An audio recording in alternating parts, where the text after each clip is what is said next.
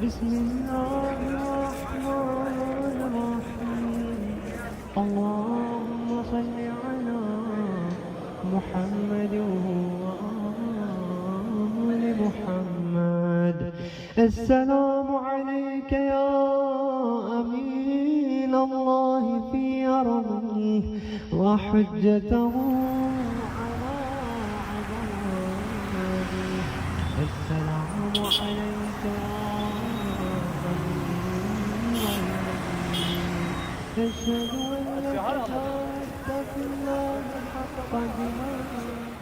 Assalamu alaikum or good morning everyone from Karbala, one of the holiest city for Muslims all around the world। और जहाँ जहाँ पे मुसलमान रहते हैं वो इस सिटी को जिस तरह मक्का, मदीना और जेरूसलम है, सिमिलरली ये भी सिटी सबके लिए मुक़द्दस जगह है। तो थोड़ा सा मैं बताता चलूँ, ये एक्चुअली सिटी नहीं थी, ये डेज़र्ट था, मैदान जंग था, जहाँ पे 680 में, जिसे मुस्लिम कैलेंडर के हिसाब से देखा जाए तो 61 हिजरी बनती है, यहाँ पे एक लड़ाई हुई थी, एक जिसे बैटल ऑफ करबला कहते हैं।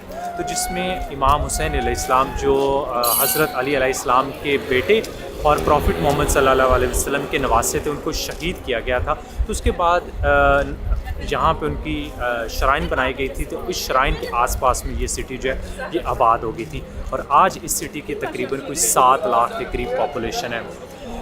थोड़ा सा मैं बताता चलूँ कि अगर आज आप जिस तरह मैं पहले मुस्कुरा के हंस के वो वीडियोस बनाता हूँ, अगर आप आज वो चीज़ फील ना करें तो उसकी रीज़न ये है कि ये पूरे मुसलमानों के लिए एक बहुत बड़ी ट्रेजेडी थी। और मेरी कोशिश होगी कि मैं जितना भी इसको रिस्पेक्टफुली तरीके से आप लोगों को दिखा सकूँ वो दिखाऊँ। तो अभी हम इस एरिए के अंदर इंटर हो गए हैं, तो थोड़ा बहुत जो है ना वो जिस तरह ये ब्लॉग चलता जाएगा मैं आप लोगों को दिखाता जाऊँगा।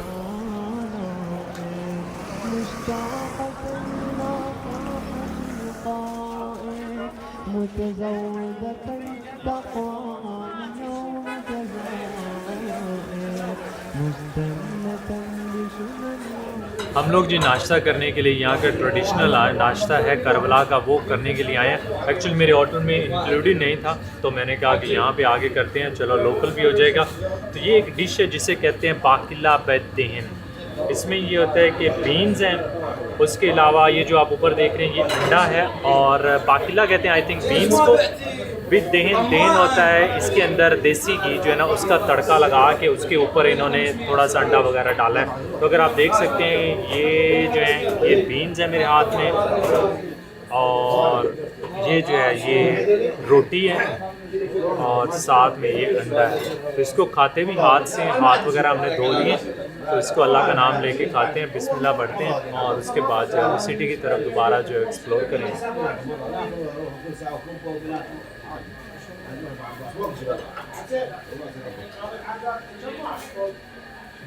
बिस्मिल्लाह, बिस्मिल्लाह पढ़ना भूल गया था।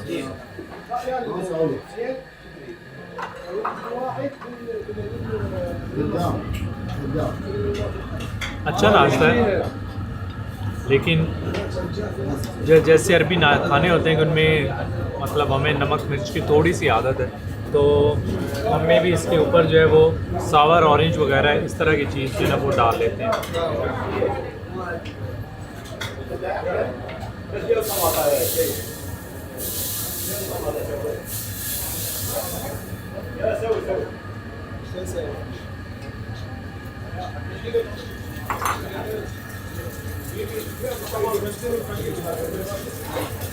अब बेहतर हो गया, ऑरेंज थोड़ा सा इसका टेस्ट जो है ना वो इन्हांस करता है।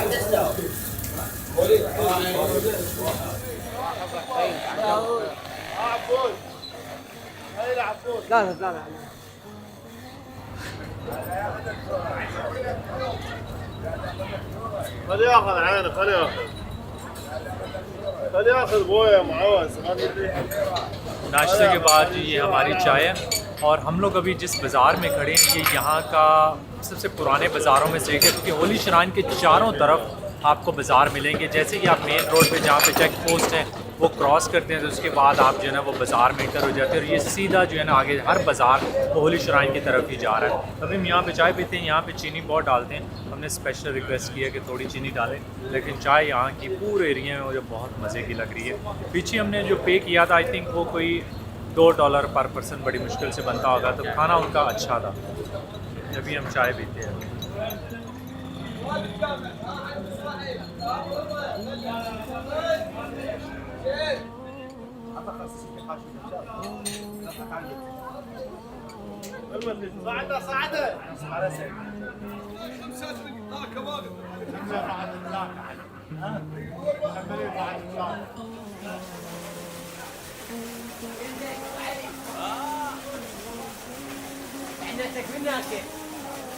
अच्छा जी, हम लोग अभी एक पॉइंट पे खड़े हैं। ये वो जगह है जहाँ पे इमाम हुसैन अलैहिस्सलाम और यजीद के लश्कर के सिपा सलार के साथ एक मीटिंग हुई थी, और उस मीटिंग में इमाम हुसैन अलैहिस्सलाम ने ये कहा था कि हमें एक दिन की जंग की डिले की मोहलत दी जाए ताकि हम लोग यहाँ पे इबादत कर सकें और अगले दिन जो है आप जंग करना चाहें तो कर सकते हैं। तो यहाँ पे उनकी लास्ट मीटिंग हुई थी।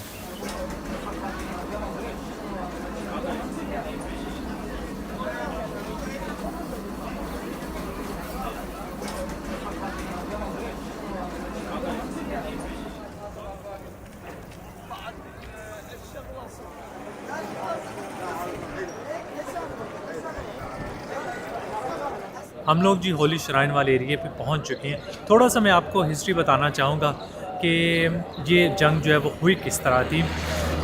उमैया खिलाफत के जो उस टाइम लीडर थे मुआविया, उनके बेटे थे यजीद, और वो चाहते थे कि जब वो अपना रूल ख़त्म करें तो या किसी भी नेचुरल कॉज की वजह से अगर उनको डेथ आती है तो उनका बेटा जो है वो अगला खलीफा बने, वो अगला हेड बने।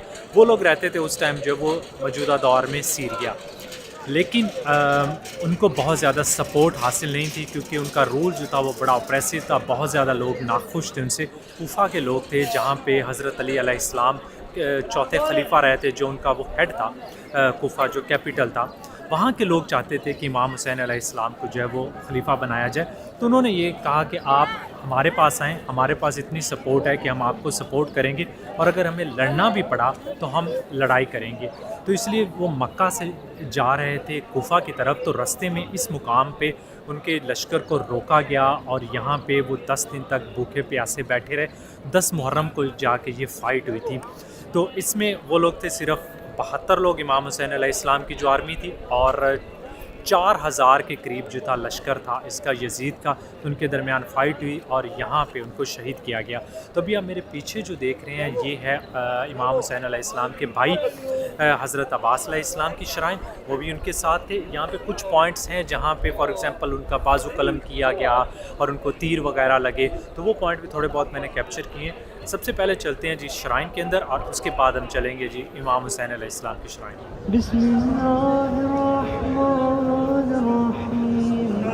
अल्लाहुम्मा सल्लि अला मुहम्मद व आलि मुहम्मद।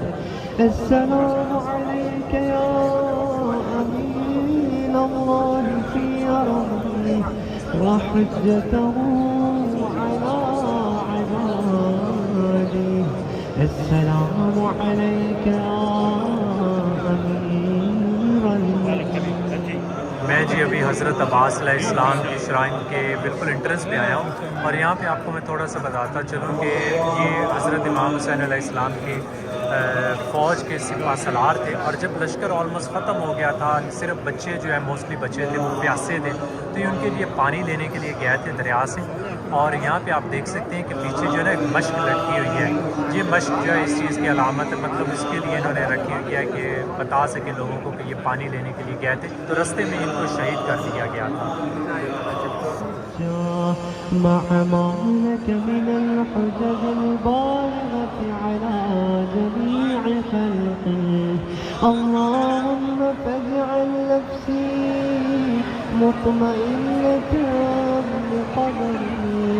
راضية بقضائك مونعة بذكرك ودعائك محبة इमाम हुसैन अलैहिस्सलाम और हज़रत अब्बास अलैहिस्सलाम की श्राइन्स के दरमियान में एक एरिया है जिसे कहते हैं बैनुल हरमैन, क्योंकि ये दो रोज़ों को, दो श्राइन्स को कनेक्ट करती है।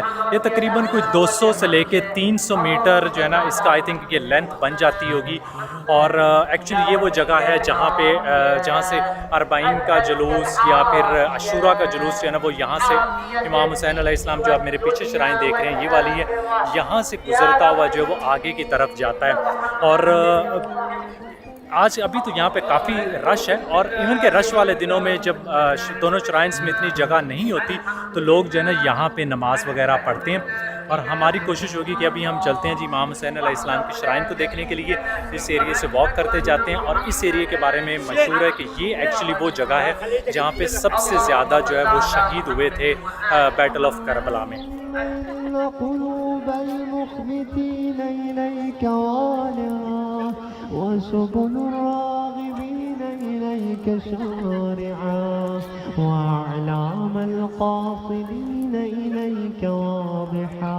وأفئدة العارفين منك فازعة وأصوات الداعين إليك صاعدا। हम लोग जब इमाम हुसैन अलैहिस्सलाम की श्राइन के साथ ही अंदर ही उसी एरिए में एक म्यूज़ियम है जिसको विज़िट करने के लिए आए हैं। और अभी मैंने थोड़ा सा म्यूज़ियम का टूर लिया है तो मुझे कुछ थोड़ा सा आइडिया हुआ कि मैं आप लोगों को क्या चीज़ें दिखा सकता हूँ। तो अभी हम चलते हैं अंदर म्यूज़ियम में, मैं थोड़ा सा आपको जो है ना वो चीज़ें दिखाता हूँ, साथ साथ थोड़ा सा एक्सप्लेन करते जाता हूँ जितना को मुझे नॉलेज है, ताकि आप लोगों को भी म्यूज़ियम के अंदर के जो भी यहाँ पर उन्होंने स्ट्रक्चर बनाया और क्या क्या चीज़ें रखी हैं उनके बारे में दिखा सकूँ। तो ये है जी म्यूज़ियम की एंट्रेंस, और यहाँ पे लिखा हुआ कि कैमरे की इजाज़त नहीं है, लेकिन हमने परमिशन ली है। और अभी आप सबसे पहले म्यूज़ियम में जैसे इंटर होते हैं तो आपको ये पिलर नज़र आता हुआ है।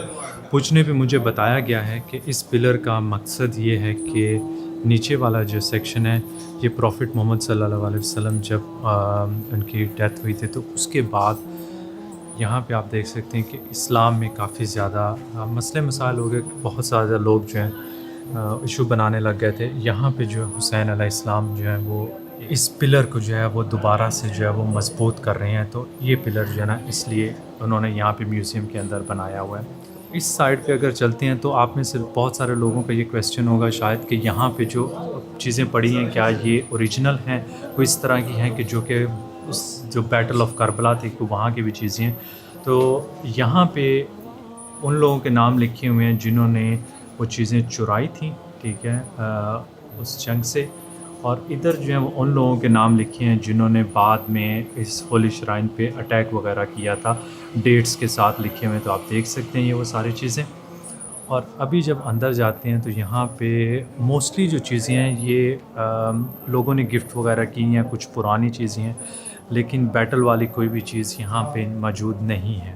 तो अभी चलते हैं थोड़ा सा, मैं आगे आपको लेके चलता हूँ म्यूज़ियम के। जो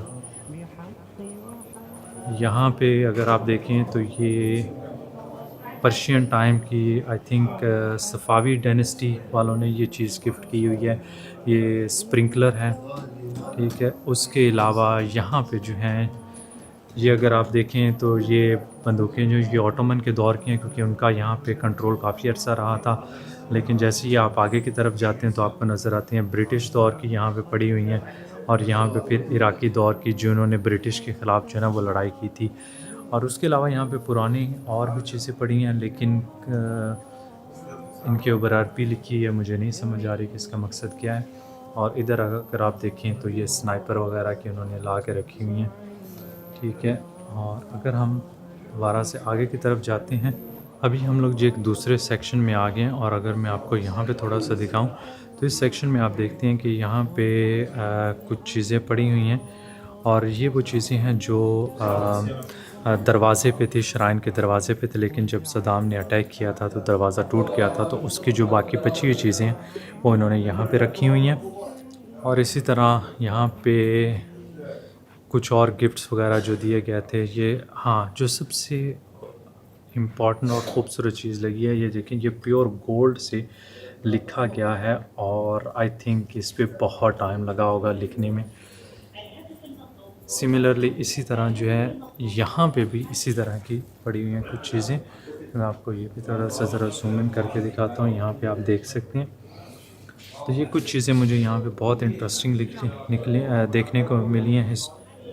और अभी हम जा रहे हैं जी यहाँ पे, ये एक लास्ट सेक्शन है। इस सेक्शन में आप ये जो देख रहे हैं ये पहले ज़री का पार्ट होता था, लेकिन अब उसको चेंज कर दिया गया। इसको 90 साल पहले गिफ्ट किया था बोरा कम्युनिटी ने, इंडिया की ने। और इसके ऊपर आपको गोलियों के निशान वगैरह भी इधर उधर मिलेंगे। फॉर एग्ज़ाम्पल यहाँ पे अगर आप देख सकते हैं तो ये वाले हैं। इसके अलावा सिमिलरली मुझे इस साइड पे भी नज़र आए। तो ये जब भी कोई आर्मी वगैरह अटैक करती थी श्राइन के ऊपर, मतलब हो सकता है ये सदाम के दौर की हों, यहाँ पे भी आप देख सकते हैं। ठीक है। और उसके अलावा लास्ट में जो है इसके बिल्कुल आखिर पे ये बहुत ही खूबसूरत किस्म का, इंतहाई खूबसूरत ये कारपेट है। और ये कारपेट जो है एक्चुअली शो कर रहा है करबला की बैटल। पूछने पे मुझे बताया गया है कि इस कारपेट को बनाने में 8 साल लगे हैं, जिसके ऊपर हज़ारों वर्कर्स ने काम किया है। और ये दुनिया के जो टॉप के 8 या 9 कारपेट्स होंगे, ये उनमें से एक है, जिसके बिल्कुल सेंटर में उस जगह को दिखाया गया है जहाँ पे शहादत हुई थी हज़रत इमाम हुसैन अलैहिस्सलाम की। मैं थोड़ा सा जूम इन करता हूँ। एक ब्लड का उन्होंने कतरा भी बनाया हुआ है। अल्लाहुम्मा सल्ली अला मुहम्मद व आलि मुहम्मद। अस्सलामु अलैका या अमीन अल्लाह फी अर्ज़िही व हुज्जतहू अला इबादिही। अस्सलामु अलैका। अभी जो आप मेरे सामने जगह देख रहे हैं, ये वो जगह है जहाँ पे हज़रत इमाम हुसैन अलैहिस्सलाम को शहीद किया गया था। इसके अंदर उन्होंने जो कलर किया है वो भी उसी तरह का, सिमिलर जिस तरह ब्लड कलर है उस तरह का किया गया है। वत्तबअत सुनन नबी सल्लल्लाहु अलैहि व आलिहि हत्ता दआक अल्लाहु इला जिवारी फक़बज़क इलैहि बिइख्तियारी वअनज़ल इदाअक الحجة مع معونة من الحجج البالغة على جميع خلقه اللهم فاجعل نفسي مطمئنة। हम लोग जब भी इमाम हुसैन अलैहिस्सलाम की श्राइन से बाहर निकले हैं और आगे जा रहे हैं, जहाँ एक जगह है जिसे खैमा गाह कहते हैं, जहाँ पे उनके लश्कर ने खैमे वगैरह लगाए थे। एक चीज़ जो है ना वो मैं बताना भूल गया था कि करबला का जो नाम है इसके बारे में 3 थ्योरीज़ हैं। एक तो ये कहते हैं कि ये जगह जो थी, क्योंकि एंशंट यहाँ पे मेसोपोटामियन सिविलाइजेशन रहती थी तो उनके गांव थे और उस वजह से इसका नाम जो है वो करबला पड़ा। दूसरी थ्योरी वो ये है क्योंकि ये वो जगह है जहाँ पे इमाम हुसैन अलैहिस्सलाम की शहादत हुई, तो करबला का अरबिक में मतलब है कि सॉफ्ट ज़मीन, तो इस वजह से इसका नाम जो है वो करबला पड़ गया। और तीसरा जो है कि प्रॉफिट मोहम्मद सल्लल्लाहु अलैहि वसल्लम को जब जिब्राइल ने बताया था कि कि ये वो जगह होगी जो आपकी फ़ैमिली पे काफ़ी अज़ियतें लेके आएगी, तो उस वजह से भी जो है इसका नाम करबला हो सकता है। क्योंकि करबला का मतलब है, क्योंकि 2 लफ्ज़ हैं, कर्ब जिसे कहते हैं अरबिक में, इसका जो उर्दू मीनिंग बनेगा मुसीबत, और बला, कर्ब व बला अज़ियत, कि प्रॉफिट मोहम्मद सल्लल्लाहु अलैहि वसल्लम की जो फैमिली होगी उनके ऊपर अज़ियत और मुसीबतें आएंगी इस जगह पे, इसलिए इसका नाम जो है वो करबला है। अभी हम मेरे ख्याल में और छोटी सी वॉक है हमारी, वो करके वहाँ पे पहुँच रहे हैं।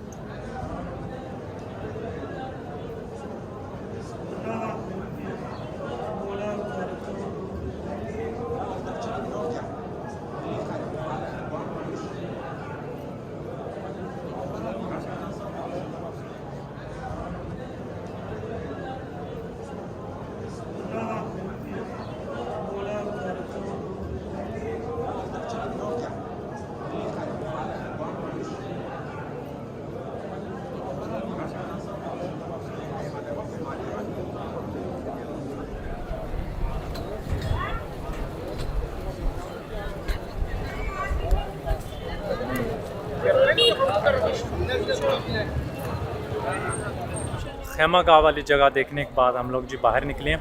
एक चीज़ बताता चलूँ कि जब खैमों को जलाया गया था तो बहुत ज़्यादा बच्चे और कुछ औरतें जो हैं वो शहीद हो गई थी, लेकिन जो बाकी फैमिली के मेंबर बच्चे थे उनको कैदी बना के शाम लेके जाया गया था।